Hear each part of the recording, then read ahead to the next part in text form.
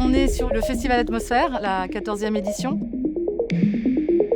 13 ans, 14 ans. Pourquoi ça? Tout simplement, c'est pour montrer à la population et aux Courbevoisiens, mais pas que les Courbevoisiens, que les villes sont partie prenante de ce développement durable.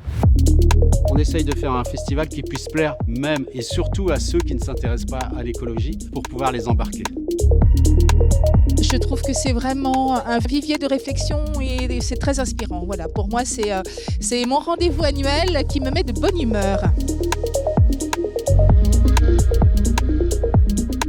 On utilise l'émotion.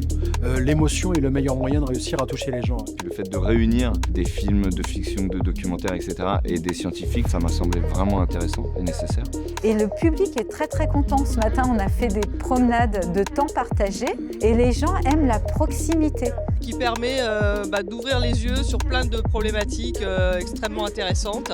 Ils se rendent compte qu'on a les mêmes problématiques qu'eux, c'est juste qu'on les formule différemment. Il faut sensibiliser les gens, il faut que chacun soit au courant de ce qu'il se passe. C'est pas du tout 30% de l'océan français qui est protégé, c'est moins de 0,1%. C'est vraiment l'occasion ou jamais de se renseigner sur un petit peu tous les pans de l'écologie. Il y a du sens à ce qu'on raconte, il y a du sens à ce que les artistes engagés font. Je suis donc particulièrement heureuse de pouvoir montrer ce film dans ce festival. On apprend plein de choses, comment se ressourcer, comment vivre correctement.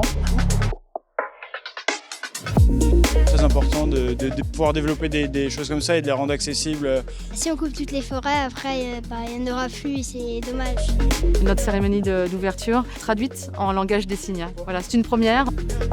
Venez absolument, c'est trop top. C'est un festival extraordinaire. Venez avec votre famille, votre ami, tout ce que vous voulez. Venez, venez. On a tous besoin de se poser les bonnes questions, comment sauver la planète et comment sauver l'humanité.